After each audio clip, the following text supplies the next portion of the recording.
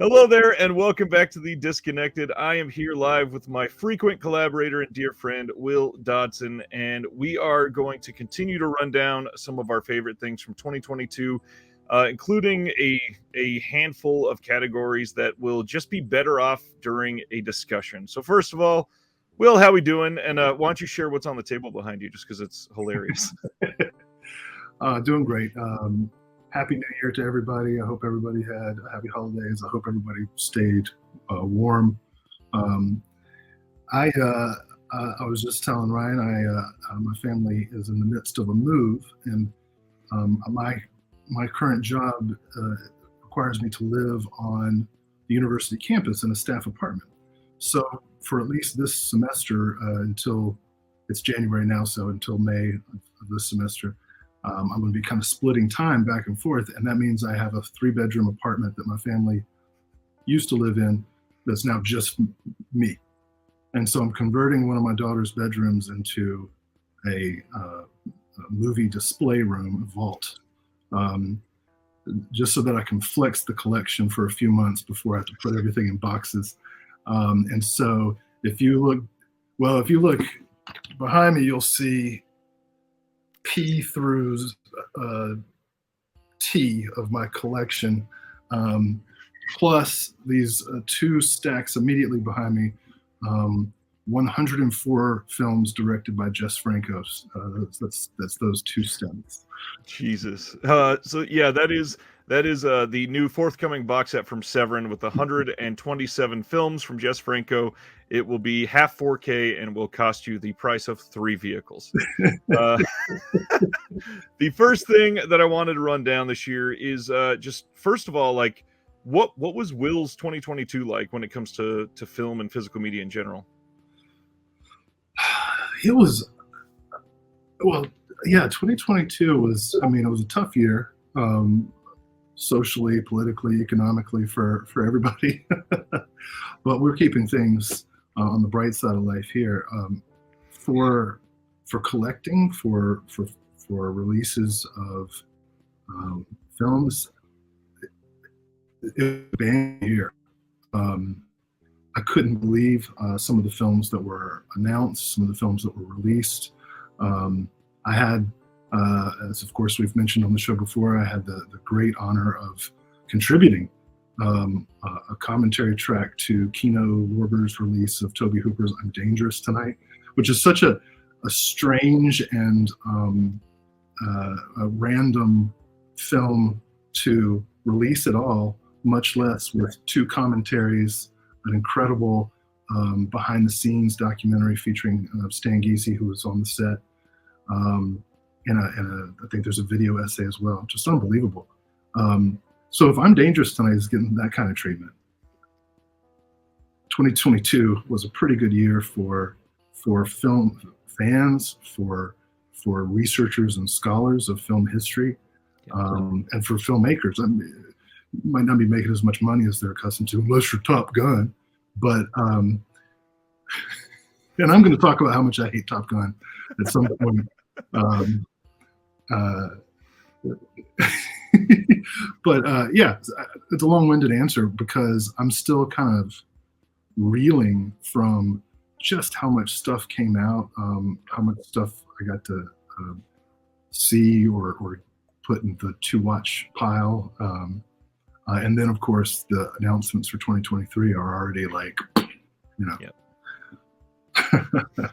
I would agree. I think 2022, it feels like the quality did not really go down overall, but for some reason, when comparing to the last couple of years, I feel like we had less maybe banner titles get the huge treatment, but to make up for that, I feel like the quantity exploded. The number of great releases far outweighs the last couple of years. So it's something that I will happily take the trade-off. We don't need 5 Dawn of the Deads to come out in a year to make it a great year. We've got 45 of these other releases like Fright Night on 4K that are just astonishing upgrades. So yeah, I think it was a pretty incredible year for that. I feel like the resurgence of horror in pop culture was nice to see in the cinema primarily, but it's always something that is there seemingly. So I didn't really view it as this renaissance, but it was at least on everybody's mind, and they were talking about it, which is nice. It was nice to see like the New York Times, giving positive review space to films like Smile. And Terrifier 2, which is not something that they ever would have discussed previously. Yeah, Terrifier. 2022 was the year of Terrifier 2. All right, so to get into the nitty gritty of some of these categories, first of all, give us a couple and some rundowns of what your favorite boutique labels for 2022 would be. All right, so you gave me about a week to think about this, and I want you to know that I've been thinking about it every day, and I have a lot of important things to think about in my life, things related to my family's well-being, our financial future, our eventual permanent home, and yet none of them have taken up as much bandwidth this past week than me trying to justify ranking any particular label above another, because what criteria would I use? Right. I mentioned Kino Lorber because of my own lucky opportunity to contribute to a single title there. If you're going just based on number of worthwhile films released plus quality of release, not a lot of the movies are like super stacked with extras, right. But everything's got something. Plus the number of high quality 4K restorations, ranging from the Dollars trilogy with new Tim Lucas commentaries all the way to did Touch of Evil 4K come out 2022? That was this year, I believe. Yeah. Holy cow. And they started doing Kubrick films, Killer's Kiss, The Killing, and Paths of Glory already. Yep. So in terms of that, you got to say Kino Lorber won the year. On the other hand, Synapse put out like 5 titles, but it was an incredible 4K restorations of Phenomena and Tenebrae. What's that movie Satan's Little Helper, which people have been waiting for a long time. Creature from Black Lake, Tombs of the Blind Dead. Yeah, the Tombs of the Blind Dead, which I was so excited about. They're so active with Timo's podcasts, both for Synapse and Impulse, that you really get a sense of what's going on behind the scenes there.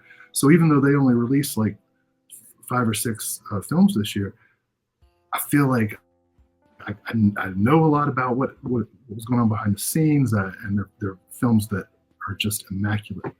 And then in between, Severin, Severin, Ray Dennis Steckler, the House of Psychotic Women,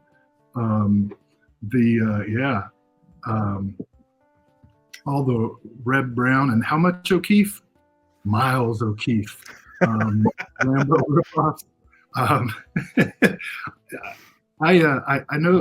know that they've had, quote unquote, better years with higher profile releases, but this year to me was really stacked. I think there was 1 month when I didn't get the bundle, and that was because I had already gotten the Al Adams set and I didn't buy again.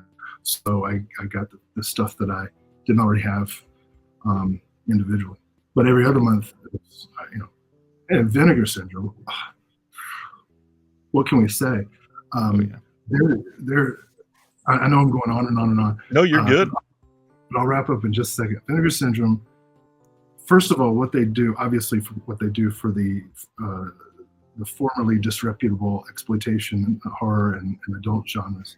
So that was a great solid year, topped off with Tobe Hooper's Texas Chainsaw 2, Thriller. By the way, I've also got Synapse's Thriller, so collector's item. I got them both. But what they do that I think is even more valuable is their partner labels, which expose us to filmmakers from around the world, non-white male filmmakers, films that totally under the radar, that played at festivals or played in limited release, and now they get these wonderful physical restorations. And of course, they're small batches of 3,000, maybe reprinted again, but still they get preserved and they get seen. And then to transition to the one last one I'll mention for now, although I want to talk about several more labels before we're done. Last one I'll mention in this first volley of verbiage is Criterion, who I know that many people, including yourself, have been kind of ambivalent about the past few years for all kinds of legitimate reasons. Sometimes having to do with the sparseness of new extras, especially when they do upgrades. Sometimes the 4K upgrades aren't incredible, although I actually have not personally seen a bad 4K upgrade yet. So somebody would have to tell me which ones are the bad ones, because I don't do the Blu-ray.com forums. Honestly, I don't think any of their 4K upgrades are bad. The only thing that's not great is that they literally change nothing about the release. It's just a 4K UHD, which is fine, and I understand that that's legitimate, but it's catering to the audience of people that don't have those releases, which generally that's going to be people that are not a lot of these hardcore collectors. Right. Yeah, I do the upgrades. 2022 was also the year that I finally bit the bullet and upgraded to 4K, and I started. But anyway, here's what I've been really respecting about Criterion over the past couple years, and some people have been really put off by this, but I think it's great. And that is when they got, I think I might have mentioned this way back in an episode that we talked about, or maybe it was on a different, I don't know. I do so many. No. They, during the outcry after the murder of George Floyd and the kind of expansion of Black Lives Matter, which of course had been going on for over a decade, but really, expanded, after that atrocity.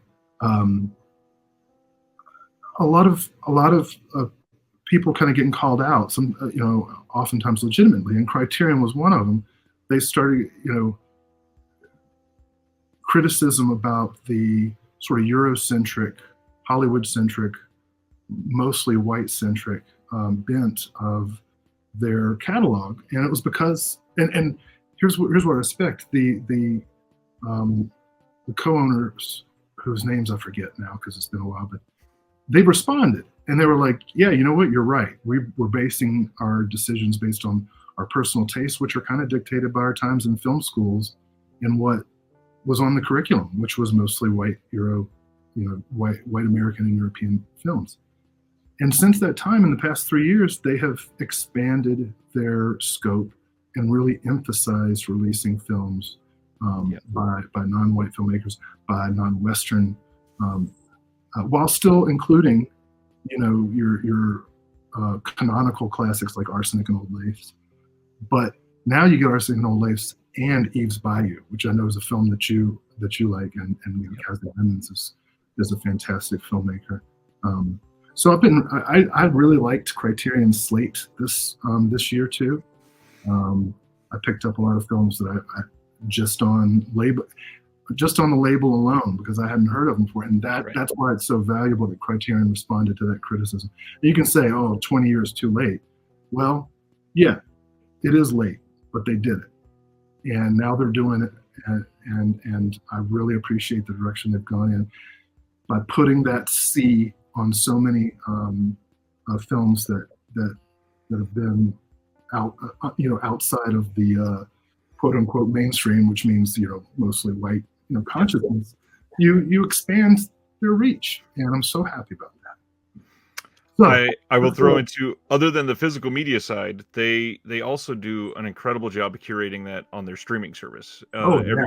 Every single month there's a focus on Black filmmakers or female filmmakers or both.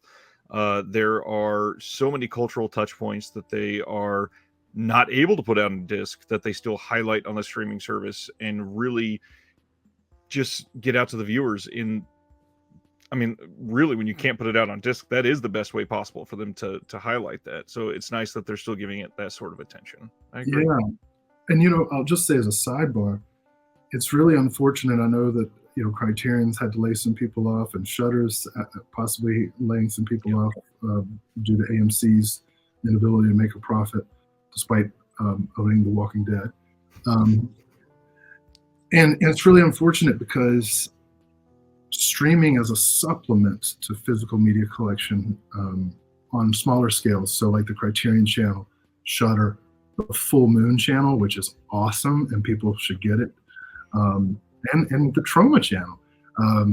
They let stuff that's not available in physical media you can check out, stuff that you want to preview first before picking up, and stuff that'll never get released because it's just not economically viable or there aren't elements. I've really enjoyed. I kind of structure my viewing each week so that I'm watch a couple of physical discs and then a couple on streaming, and then yeah. So I hope that some of the economics get sorted out and these channels remain viable, because they've been just great for people like me. Well, and even for other people that need it just for accessibility purposes. There's obviously physical media is a very privileged hobby to be a part of, and if you are not able to participate in that, you can for less than the cost of one like limited edition disc, you can subscribe to like 3 services. So I understand that it is a difficult thing to justify for a lot of people, but it is again, it's if you're looking at the fullest potential, it is best to supplement the physical collecting with the streaming. So it's nice to have it, and it's nice to be able to point others to it and sample before you buy on some of these things, for sure. I would never argue with that. Well, so tell me, I have several other labels that I would highlight, but do you have a label or labels that you think really in a banner year really stood out? This is tough because I would have to name a few that you named as well, obviously, but and we're going to get into the difference here in just a second between what we view as our favorite label and what we view as like the best annual slate of films from a label. But there are probably just 2 others that I think out of the list that you gave that I didn't hear any attention for that I wanted to highlight a little bit. And the first one is Second Sight. I always go back to Second Sight in the UK, and it's difficult because, like Synapse, they are not this prolific boutique company where they're announcing 5 or 8 titles a month. So I understand that they don't overwhelm with a quantity. However, they do overwhelm with a quality. The number of things that they put out in a ridiculously amazing stacked box set with tons of new bonus features, and the bonus features that they're getting are astonishing. I mean, putting out The Witch on 4K with new interviews with like Anya Taylor-Joy, who's one of the hottest actresses in Hollywood right now, to be able to get any attention with her, that's insanity. But just the fact that we have massive titles from them like Drive getting these releases that are stocked, 2 full books, 2 books, not booklets, books for the film Drive. The Witch is an incredible release, but beyond that, they supplement it with some modern indie films. They supplement it with some Hammer films this year. They supplement it with films that are stone cold classics, and it's difficult to argue with that when you're getting something like The Witch, but then also something like Tangerine from Sean Baker, and then something like Bull that just came out in 2021 that is this incredible crime film that people are raving about. And then again, you end the year with a month where they put out 2 really loaded releases of Hammer films that just they were like quietly released, and it's hard to not pay attention when everything is this caliber of release. That obviously it's really easy to harp on the physical aspect because they always put out this deluxe edition box and this wonderful book, but just what is on the disc alone is always astonishing, always as loaded as they can possibly do it. And again, if you can only watch the disc, it is still worth it. And that's the best part about Second Sight, is so far they've primarily been releasing standard editions of all of their stuff. So you should be able to get it for fairly inexpensive. You can order that from day one rather than thinking, oh God, this might go out of print. I need to worry about, fear of missing out or something like that. So that's wonderful. And then the other one that I just have to be constantly blown away by is the ability of imprint films to put out so many releases. And I will be the first to say that they are not all perfect. A lot of their transfers are only so-so. But the other aspect that a lot of people don't understand about these releases is many of these boutiques, they don't do the transfers on their films. We talk about things like Severin and Synapse and Vinegar Syndrome, how they are amazing at some of these releases because their transfers are amazing. Imprint doesn't, as far as I'm aware, they've never done a single restoration on any of their films. They license restorations from the studios, and so far they have been the big one to break through to Paramount, which amazing. The fact that they greased the wheels and now Paramount is doing all kinds of stuff for home video in the US, which they were not doing, that's a huge deal. Yeah. But packaging some of these things together, like, again, it's my favorite box sets of the year, the After Dark neo-noir cinema set that they put out.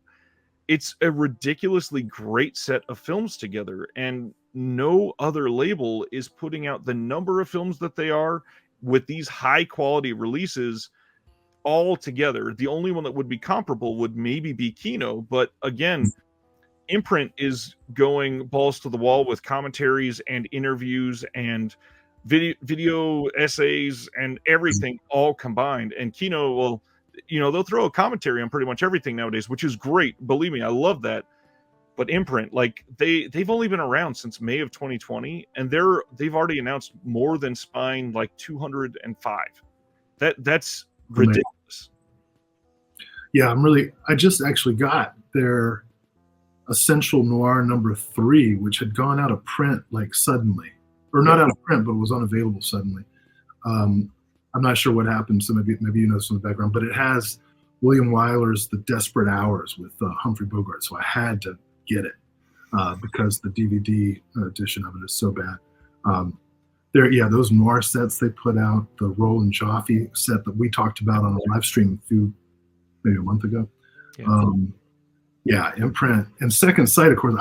You mentioned Dawn of the Dead earlier. I've got Second Sight's Deluxe Dawn of the Dead, and of course Martin coming out next year. Yeah, those two are really, really good. And we could add Eureka and 88 to the conversation as well. Umbrella, get down to Australia.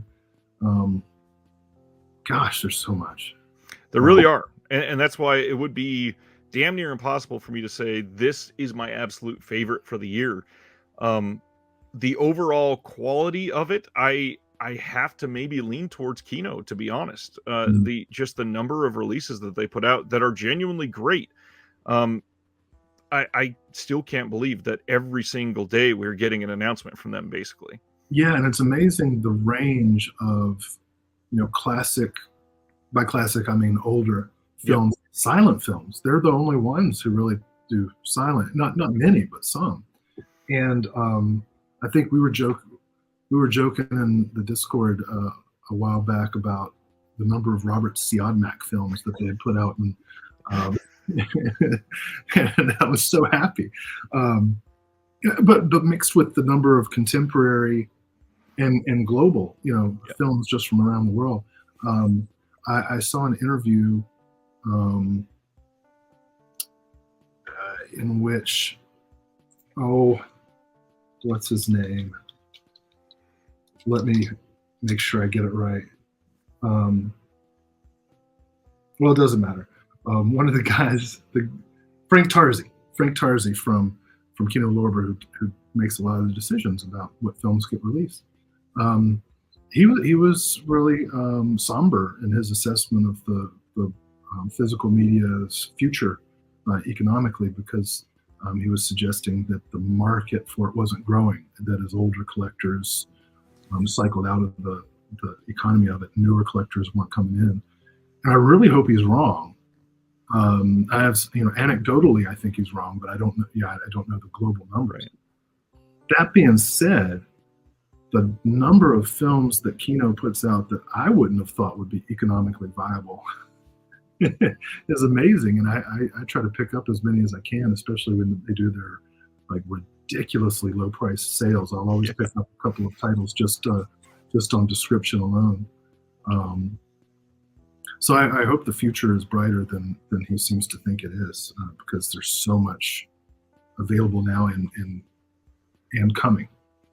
That is what you just brought up is the other thing I was about to say about Kino is no matter what, there is always this ever like revolving door of sales that they have. Mm-hmm. They've got probably 4 or 5 big ones a year that they do.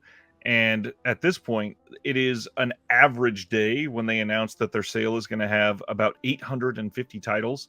Right. And that's not exaggerating at all. It's crazy that we're seeing that. But the best part is that when they put these things on sale, the average price of a release is like $8. Yeah.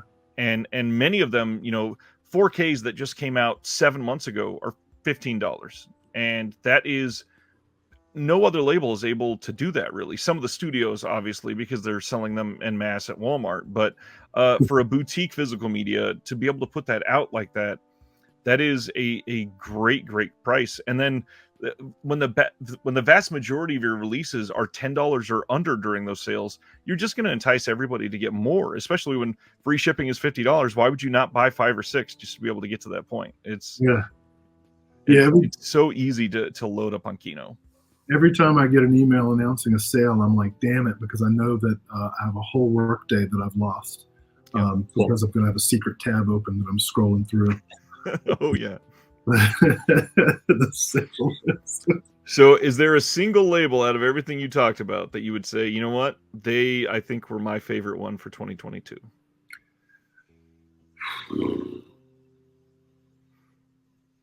All right, I'm gonna dodge the question for a minute, and then you mention a couple more that I wanted to just give props to. Mondo Macabro. They had a banner year, genuinely. Wow, just so much great stuff. And actually, and that's how I discovered you in the first place, right? I was Googling around for some Mondo releases just about a year ago. February of 2022, right?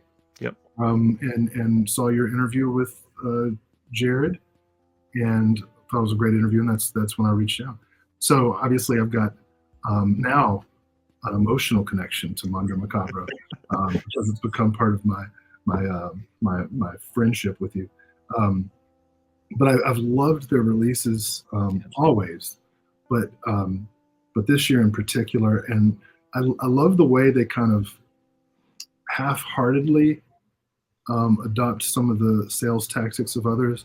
Like they're like, okay, we'll do bundles, but they're like $5 cheaper than if you buy them separately. And okay, we'll do these special limited edition red cases. And the red cases look nice, but I mean, they don't really add value to the. Right. So I actually like that. I think that's intentional or not. I think it's funny. But the releases, I mean, Haruka the Goblin, Succubus. They got a Jess Franco movie out, The Other Side of the Mirror, In the Folds of the Flesh. Just a great year last year. Like Synapse, they don't release a whole lot. They do release more than Synapse, but also Mondo Macabro is the one label where anytime they have a release announcement, it's likely I haven't heard of any of them. Right. And so I always look forward to learning from Mondo Macabro. Can't wait for my Bollywood box set. I know they've already said they'll never do another box set. That's really too bad because I purchased it immediately. So So Mondo Macabro would be one of the ones in my list of banner year. I don't know. What do we make of a label like Error 4444? Who did they have? Two. They had 2 sets of releases this year. Each of them double features, basically. For the Funky Forest, Warped Forest, and then the Red Spells Red and the Centipede Horror. Centipede Horror, yeah. And those were great. Yep. I loved their bundles and all the cool artwork and extras. Not many releases, but some really incredible ones. And based on your interview with them, hopefully some interesting stuff to come. I'm looking at a list of hell. You'd have to add Full Moon Video this year to Banner Years with the Trancers 4K and their Blu-rays are not amazing restorations, but the fact that they get out at all is kind of nice.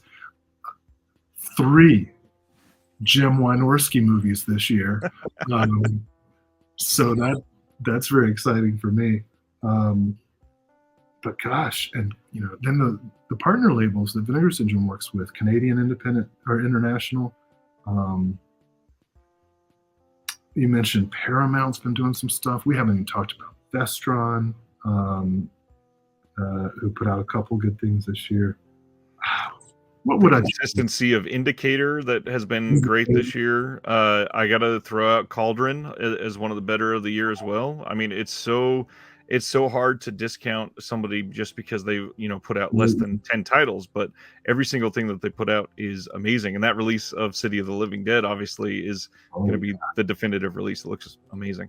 Yeah, Cauldron, Convoy Busters, just a bunch of great releases this year.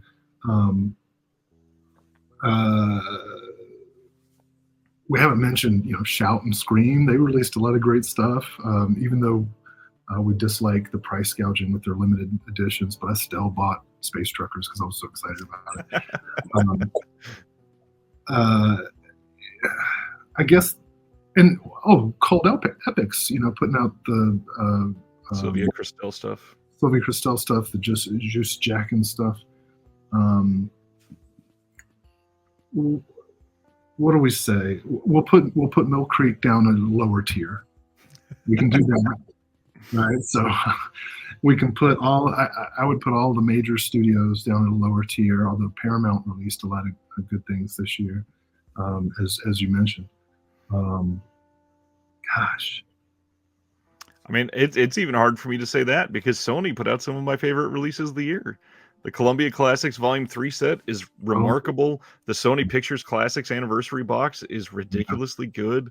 The releases that we get on, some of these, I don't know if I have an actual Sony one offhand. I'd have to look because I don't have all the studios memorized. But stuff like, the Lost Boys Steelbook is ridiculously high quality. The Fright Night Steelbook, that one's Sony. Yeah, we'll go over that one. That one's as close by. This is the definitive release of Fright Night. We'll probably not ever get anything better for Fright Night than this Steelbook. It's got everything that we could have in it. And I love that. Yes, choosing favorite is difficult, obviously. You're absolutely right, though. I mean, even if I want to slag somebody, there will be at least something that is really exciting. Yeah. Even Mill Creek released a couple of titles that the Randolph Scott box set. I mean, it was great. Not amazing transfers or extras, but they exist, and now we can see them. And that's So I don't know. Am I being disappointing?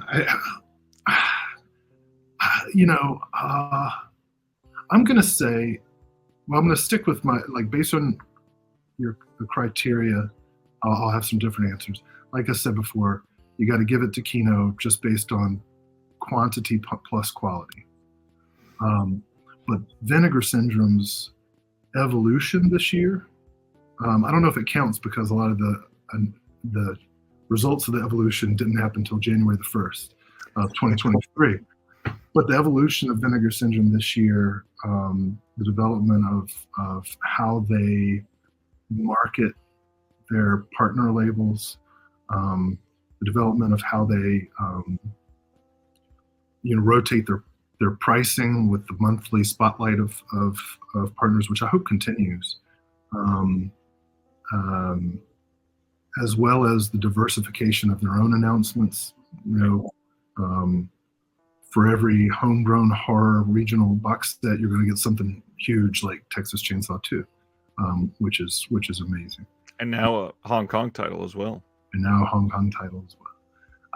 Yeah, we'll have to talk about the. Oh wait, that'll be on the Thursday show, right? Great.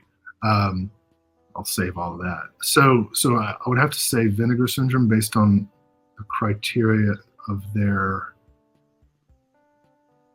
customer interaction model, with second place for me going to Severin, because I love what they do with their podcast, the way they kind of introduce their announcements to people and then punctuate it with a really nice DJ set of film DJ score. Alfonso. Yeah. DJ Alfonso's awesome. I want a DJ Alfonso show, a standalone. That's great. So I'll go Vinegar Syndrome and Severin as 1A and 1B.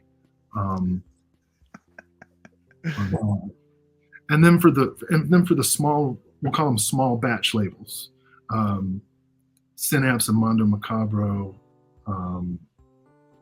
Indicator and Second Sight, as you've mentioned. What was the other one? Cauldron. Jeez, I can't choose. I'm gonna simultaneously be grateful to Shout Factory / Scream Factory for their 4K upgrades, but also pissed at them for announcing 4K upgrades right after everybody buys the Blu-rays. Well, we're gonna get it. We're gonna get to that in a little while. So that was favorite labels. Let's go a little, since we kind of covered this already. We're going to talk about the annual slates now. For these, with the different labels, it's obviously art being completely objective, he says sarcastically.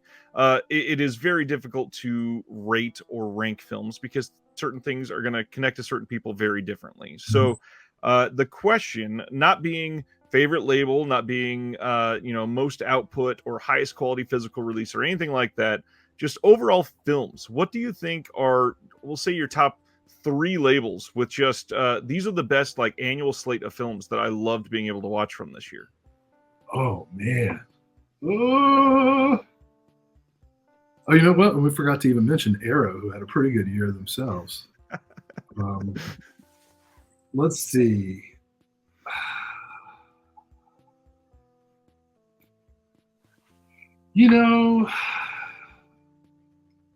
Scream Factory in 2022 dropped The Howling in 4K, Alligator 4K, The Sword and the Sorcerer 4K,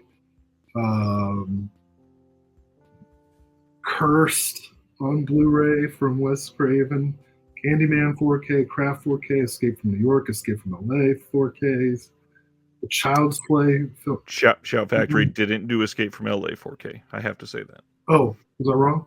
Who did that? The studio did Escape from LA. My bad. But so Escape from New York, Child's Play, The Halloweens. They ended the year with Carrie on 4K. So in Army of Darkness 4K. So in terms of like comfort films that we all, or I shouldn't say we all, but many of us know inside and out, from VHS to DVD to Blu-ray and out to 4K. I got to give Shout Factory a lot of love or Scream Factory, whatever, for their 2022 slate, because so many of those films are like fundamental to many of our like film love. Right. So there's that.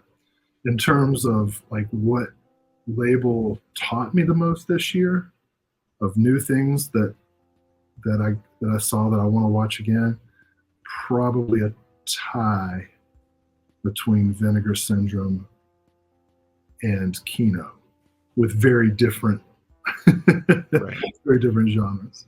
That's what I'll say there. I'm not gonna have a super clear answer for this either, but to kind of sum it up, we've talked about Vinegar Syndrome and Kino quite a bit. Those are 2 of my picks easily. I think Vinegar Syndrome put out some absolute bangers this year. I mean, to get Freeway on 4K and Drop Dead Fred in the same year is mind-blowing. And to cap that off with the fact that they're diversifying genres through Vinegar Syndrome themselves, not just through the partner labels, which they obviously are, but it is amazing to see. And then to also get beloved films like Texas Chainsaw 2 and Roadhouse and Cloak and Dagger. I mean, all of those happened in 2022. And for a label that was just 4 years ago looked down on as trash, sleaze, and porn, and that's it, is such a massive jump up in quality. Kino Lorber had an amazing year. Again, I've already talked about them quite a bit, but just for aligning with my taste, a lot of what they have chosen has been perfect, genuinely perfect. I'm not a huge fan of a lot of the classics, but that's not necessarily because I don't like them. It's just a massive blind spot. So I'm sure that I'd probably like a lot of them, but the ones that they have put out from the 70s onwards, it's like they read out of my wish list, and it's fantastic. Then I finally, I think this is the moment that I have to turn around and give it up for Criterion, because 2022 has been the year for them that has turned everything around in my mind about them. The fact that their 4Ks have been astonishing, and a handful of them are initial releases and not just upgrades. It is great. Right. The fact that they are putting out a lot more indie filmmaker stuff this year. We had a month where we got Frownland and another release that was associated with the Safdie brother, all in the span of a couple weeks, is shocking. The continued focus on things that are fundamental from other cultures, like we finally have the Infernal Affairs trilogy, and it may not be the highest quality that everybody wanted, but we have it. I believe this year we got the 4K release of Shaft, and that was an amazing release from them. But then to continue to establish what their reputation started out as and deliver something amazing like Arsenic and Old Lace, and see that as one of the best comedy releases associated with the fact that they blew away a wonderful release of Pink Flamingos, is just perfect. It is a label that has been great, which makes the fact that they had to lay off people this year extra sad, because they were, in my opinion at least, hitting their stride this year. This is what they should have been for the last couple of years, and I adore it. Yeah, I'm just scrolling through their release slate and can't believe it. Right. Everything from another Sean Baker co-directed piece like Takeout, all the way up to Raging Bull 4K, Wall-E, another Martin Scorsese World Cinema Project, Malcolm X, Love Jones, Cooley High, which is a personal favorite. Just so happy to see the expansion of what classic cinema means. Their slate is pretty impeccable this year, and so far what they've announced for 2023 is amazing. So, I would agree there. And then they ended the year with an amazing 2 box set month in December, where we got 2 different trilogies. One with Michael Haneke, and I'm blown away. They absolutely they did great for 2022. So we've talked about a lot of really good things, but go ahead.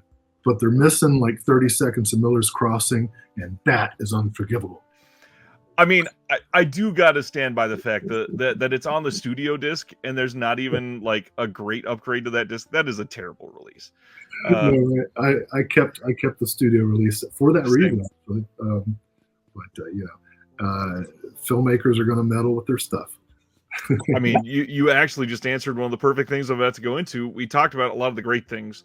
Don't want to get overly positive and just like worship at the throne of physical media, because it's not all great.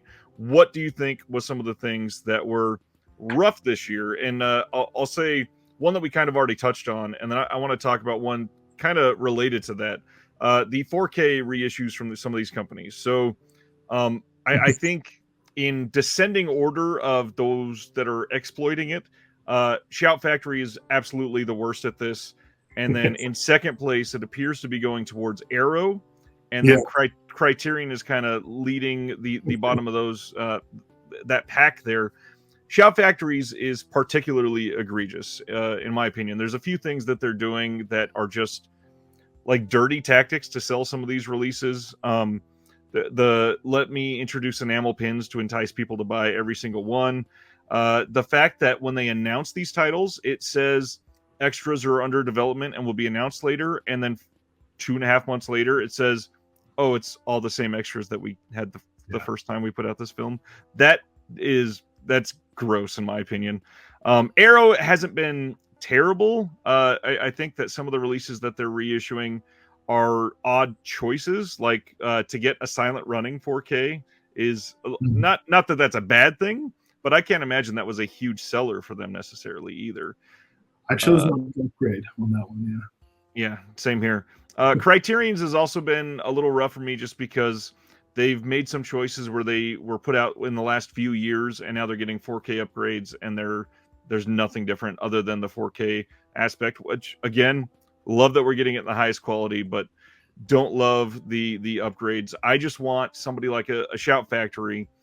They should be having a new to them title every single month and not just side exclusives, which is another bad thing that we could talk about. But if you're going to announce, a 4K re-release of Piranha and we'll say Carrie in the same month, which I know they weren't in the same month, but those shouldn't be like, we're leading the pack with these two that we already put out before and also quietly not releasing anything else that's brand new to us. It seems like a really odd choice. Yeah. For people like you and me, I think it's really frustrating. I try to figure out like what the justification is. Is it that, like I want it to be them thinking, well, some of the new 4K heads that have jumped in, straight to 4K can pick these up and that'll move some units. But then the more cynical thing is the people that buy every version of this movie are going to upgrade. And that is really frustrating. I never pay full price for those things, which is such a codependent relationship thing to say. It's like, well, just for that, I'm waiting for a sale. The hard part about all this is not even saying that they're bad releases, because like the Black Christmas 4K, it's genuinely a great upgrade. There's a huge audio change on that disc that is much better than the first one. It is probably the best disc that film will ever get, and I'm glad because I love that movie and it looks great in 4K. But I don't know, it feels dirty. Right.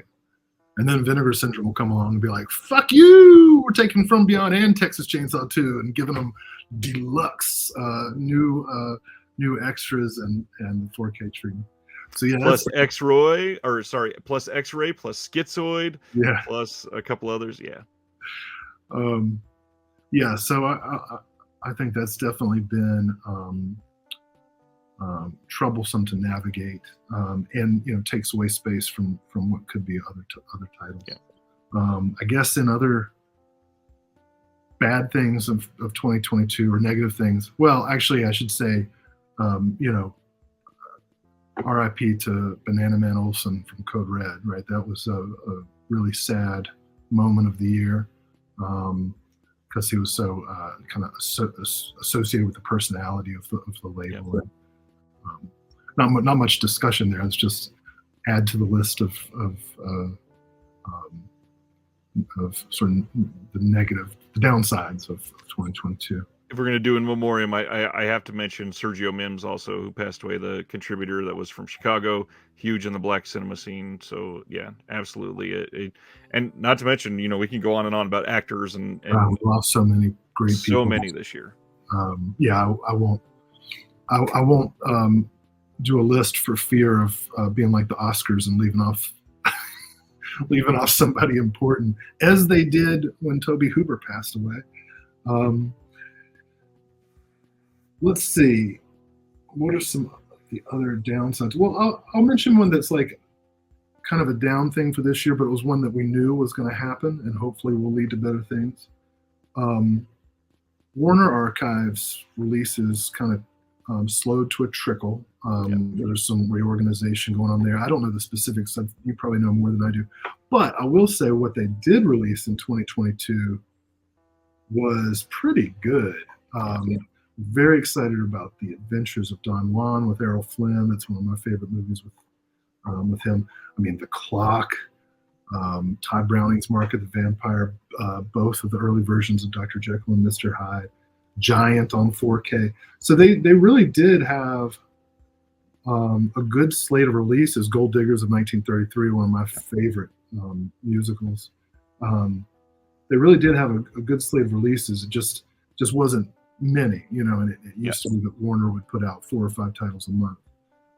So hopefully 2023 we'll see more good restorations from the archives, because there's so many Warner Brothers titles in need of high definition release. It's true.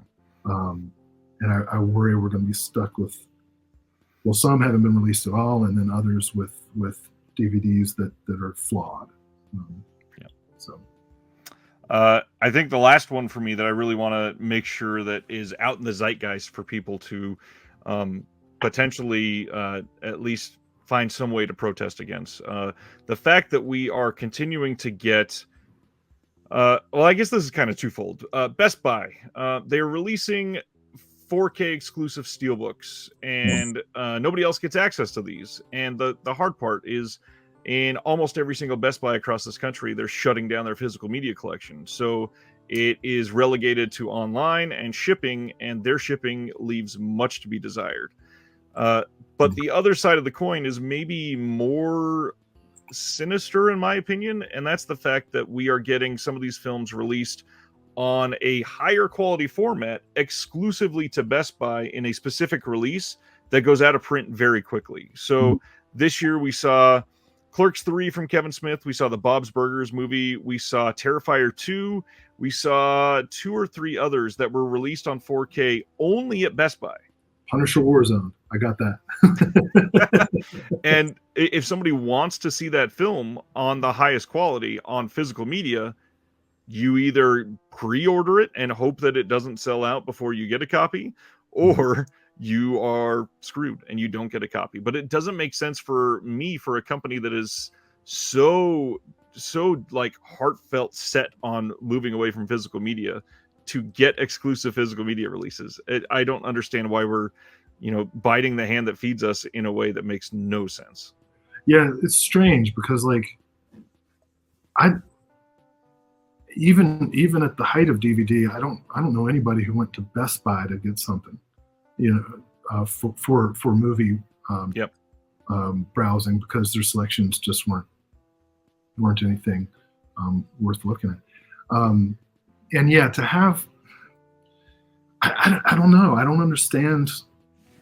I guess they're a calculation that can make a little bit of a buff of a small run, but to cut off access like that in the long term does nothing but hurt the film and a wider potential audience. I don't know. Yeah. I've ordered a couple things from Best Buy, like Punisher Warzone, because I was like, this I have to. But it's not something I felt good about. I agree. We've got 2 things finally to touch on before we wrap it up, and they kind of go hand in hand. The first thing I want to go over is what just had a moment in 2022, but then the other thing is what as physical media enthusiasts, what are we going to look back on fondly about 2022? So if you've got an answer for either of these, by all means, you can lead this one. Okay, what had a moment in 2022, right?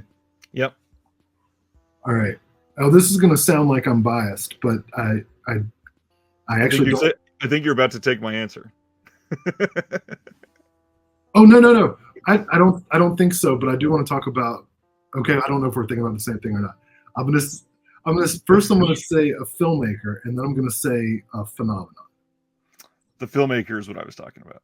Oh, okay. I thought you thought. Okay, well then, I do. I think Tobe Hooper had a year.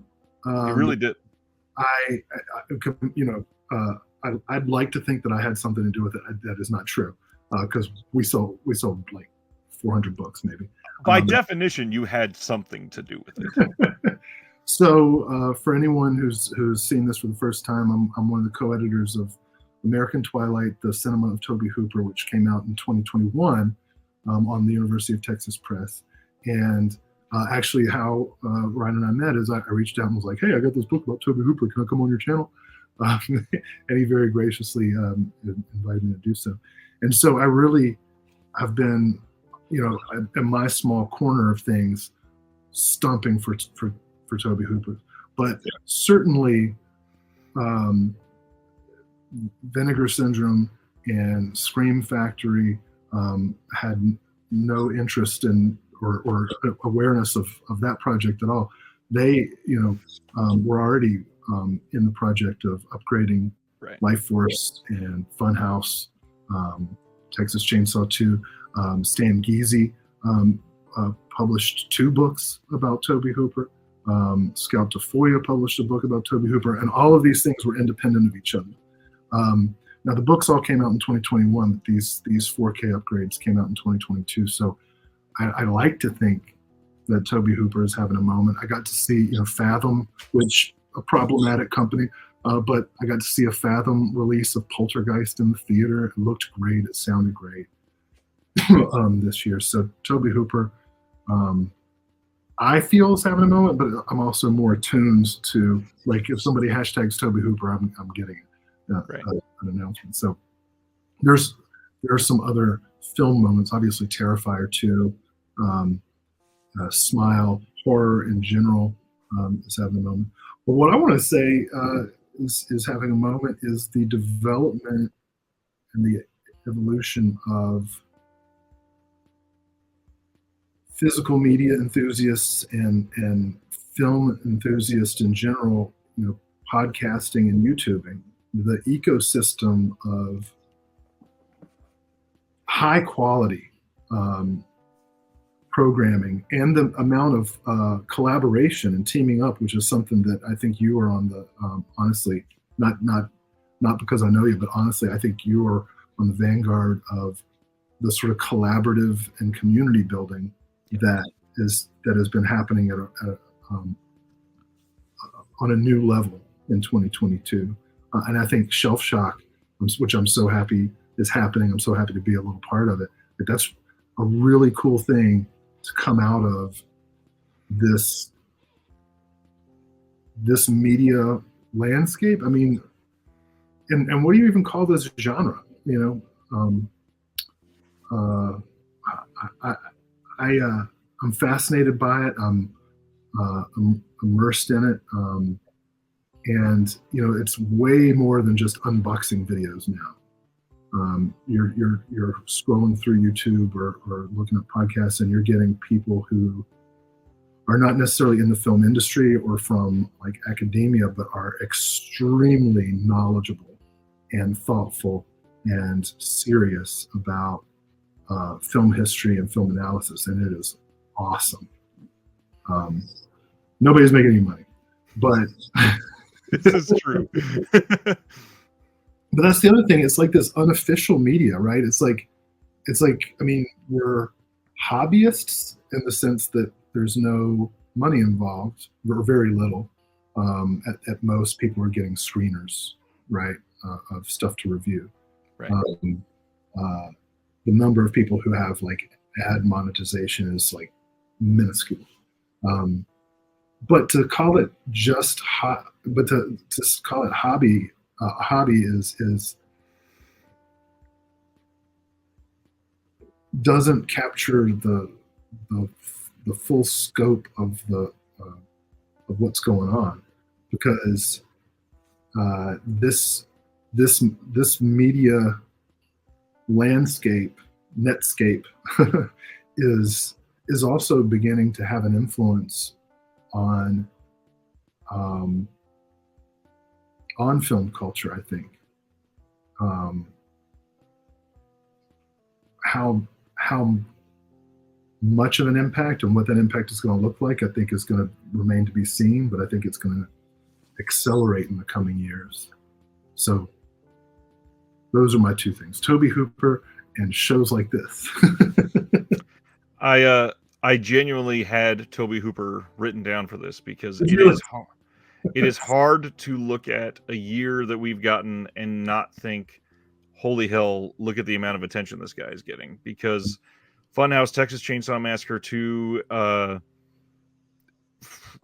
maybe if we go into Life Force, it would be like, oh, that's pretty good.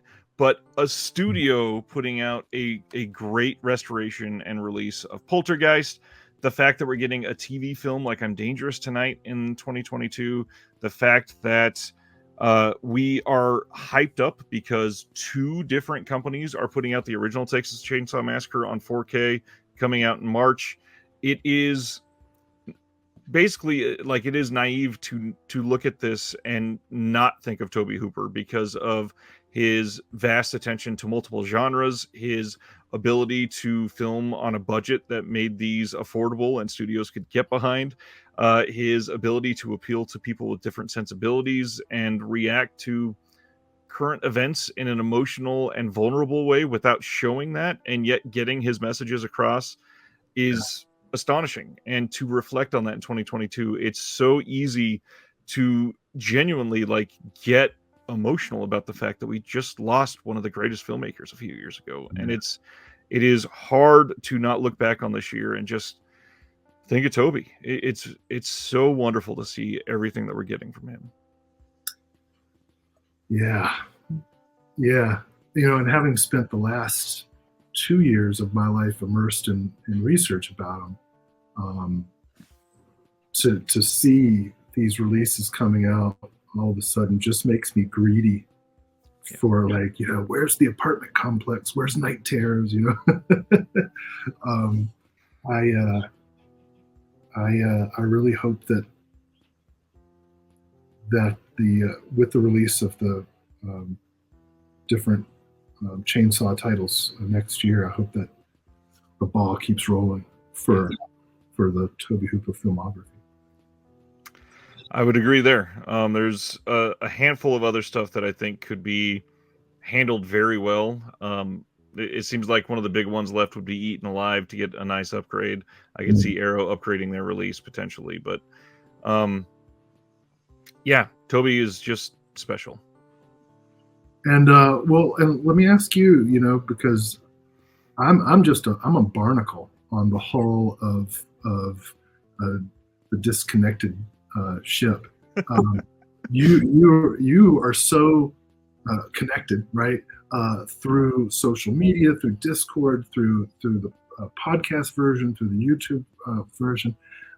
You've made connections with other what's the term now? Content creators, right? And you've got a pretty good sense of the shows that you really like, people you want to team up with, the shows that maybe aren't for you, that you're kind of like, and I won't ask you to name them. But what's your sense of this landscape of this new kind of broadcasting? You've been doing this now for almost 2 years, right?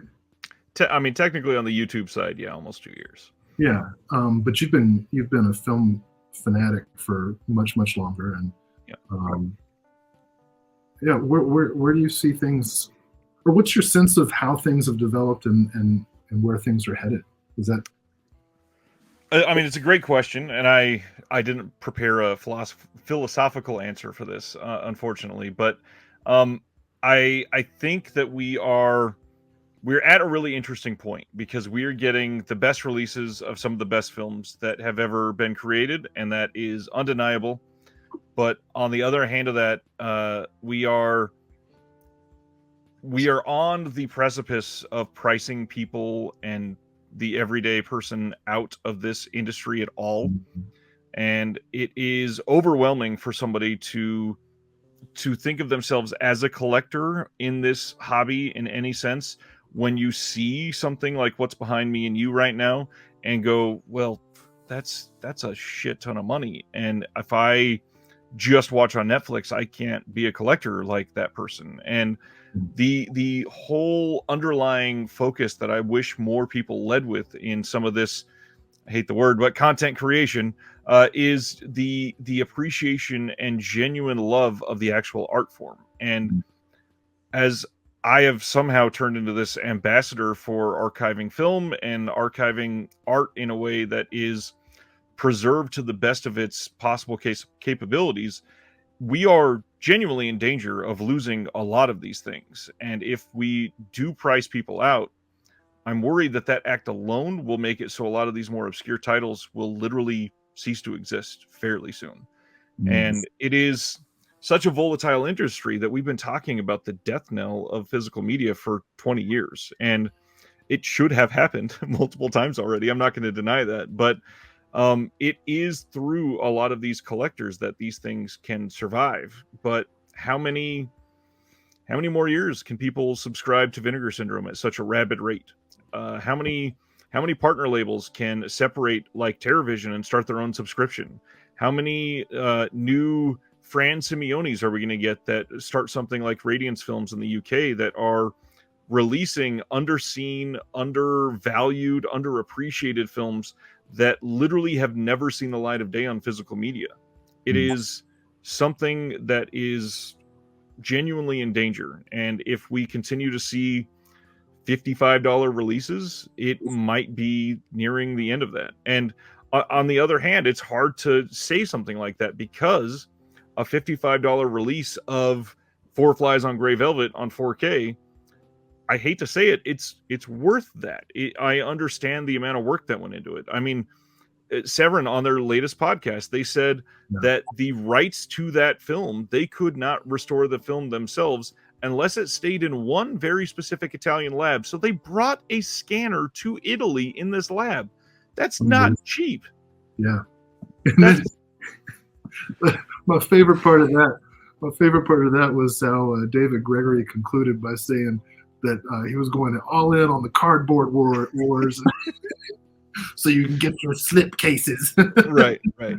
So I understand the pricing is important and everybody involved deserves to be fed and clothed. So I'm not trying to take that away, but it is a genuine danger because when a subscription from Vinegar Syndrome costs $980 for somebody that was not a subscriber last year, plus potentially taxes, plus potentially upgrading to this upgraded shipping package that they have, like we're talking like $1,200 a year to subscribe to one company. And obviously you don't need to subscribe, but if you want to be somebody that is helping in investing in the medium itself, that is kind of the best way to do it, to front load some of the money to some of these companies to be able to afford something like Freeway. They can't just spring out of pocket to restore these in 4K for films that they don't know are going to sell when they have no capital. I mean, it's not that simple.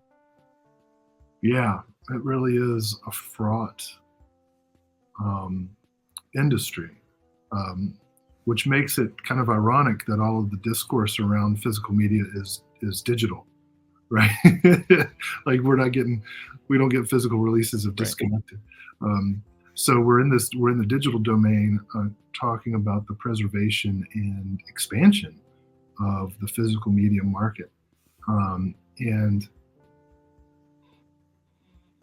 we as private collectors are in some ways taking on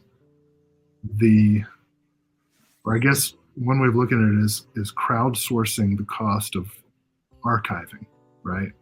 True. We're subsidizing these labels because we believe that the preservation of these films is important, right? Because once they're made, even if the company goes out of business, they exist and they can be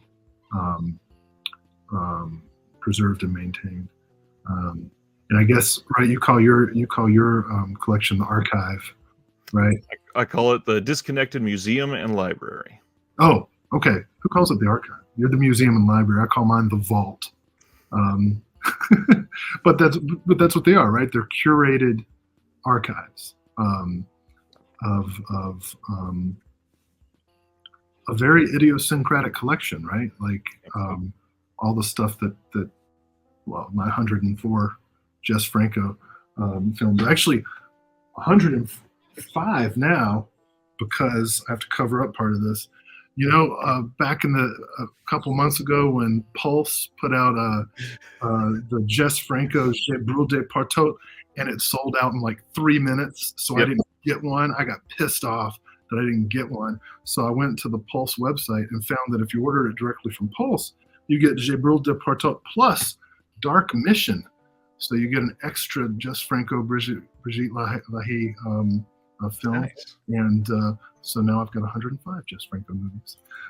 Interesting. What were you talking about? Oh, yeah. It's a very precarious thing.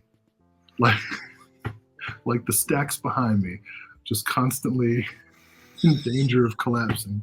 This is true. So I mean, it's kind of a melancholy way to say, what do we look back on fondly from 2022? Like, things are not great overall for a lot of people right now. So again, I will emphasize the fact that this is a very privileged hobby to be able to partake in. But perhaps this is, I don't want to say like the beginning of the end necessarily, but it is a time where during the last 2 years of this pandemic that we've been in, it has been potentially the highest point for many of these labels.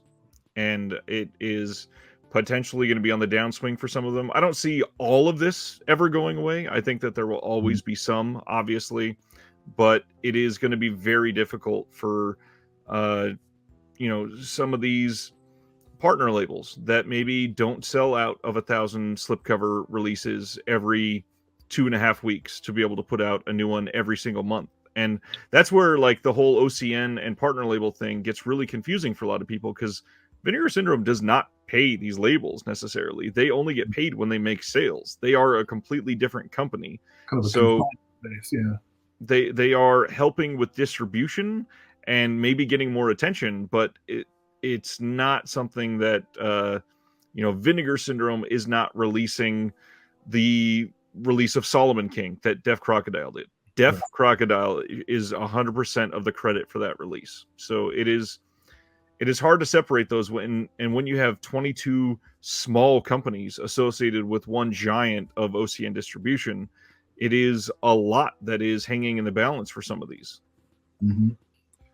Yeah, you're right. The margin for success and failure is so slim. And I think, I shouldn't say a lot of, but several of the interviews you've done with folks from various labels, many of whom are OCN partner labels, have discussed that, how they have to, make decisions and how, slim their profit margins are and so on.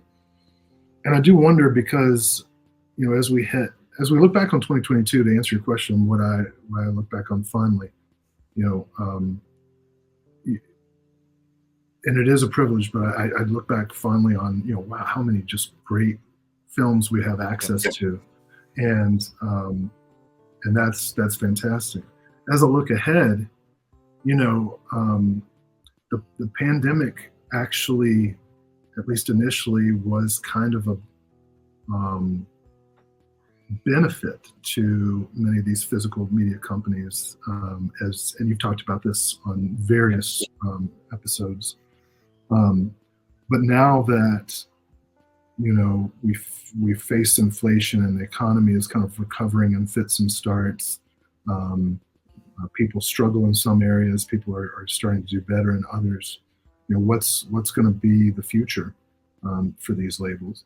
Already we're seeing some announcements of pretty ambitious 2023s, which gives me hope. But I really have no idea of predicting what the next couple of years are going to be like in this small niche industry, much less the larger global economy. I will say this though, I'm looking forward to in 2023. I finally got a microphone. Yay! So hopefully next time I'm on, I'll sound better. Fantastic. I don't know. I don't have any headphones yet. We'll make it work somehow. This has been illuminating and something that I will look back on fondly. And I appreciate wrap ups like this because it is a really interesting way to digest the happenings of an entire year and to see, some of my favorites of the year that I've been going over on the channel capped up by something like this. It's a lot, and it's a lot to reflect on, and I just hope that we're able to keep reflecting on great years like this for many more to come, and Absolutely. can't wait to see what happens. Can I say one last thing? Of course. Save it for the very end because I don't want to make you emotional, but you know what my very favorite thing of 2022 was?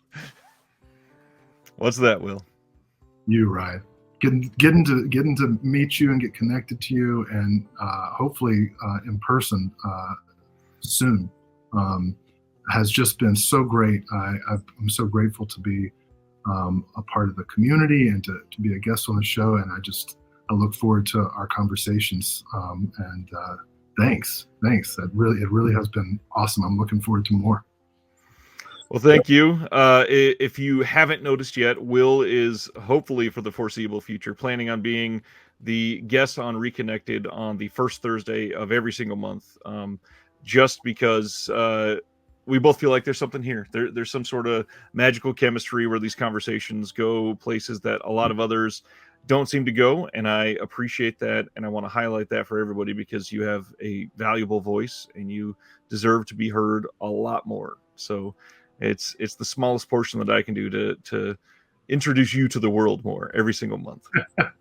Well, thanks. Yeah, our conversations are so fun, and I look forward to. I might even start, preparing at some point.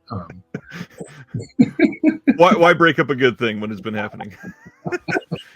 Well, Will mentioned the Shelf Shock Rewind Awards earlier. I will say that the date this goes up, there will be, let me count in my head, 11 more days to be able to vote on that. Voting ends on January 15th. And if you want your voice heard, links for that are in the description below. There's also a giveaway running with that. So if you can post yourself with a 30-minute video standing in front of your collection or something like that, saying why you love physical media, we're going to pick 5 winners to be a part of the live show itself. And one of those 5 winners will even win a $50 gift certificate to Grindhouse Video. And there's even more coming. So make sure you're following everything and just get involved. That's the whole point of the awards. It's been a blast to do. One real quick thing. You accidentally said 30-minute video. I want to clarify to listeners. 30 seconds. My God. Wow, I appreciate that. I'm mostly verbose here. I'm gonna try to not talk forever on the Shelf Shock Rewind Awards, but yes, please keep it to 30 seconds. And yeah, that would help immensely. Will, thank you again for this, and for everybody else, from 2 collectors to all of you. I normally say have a good night, but primarily since this is coming out at the beginning of the year, have a great 2023. It's been hard for a lot of people, and I think that it is a time for us to find some genuine silver linings. So my silver lining for my first time here is with you. Thank you, Will. Thank you.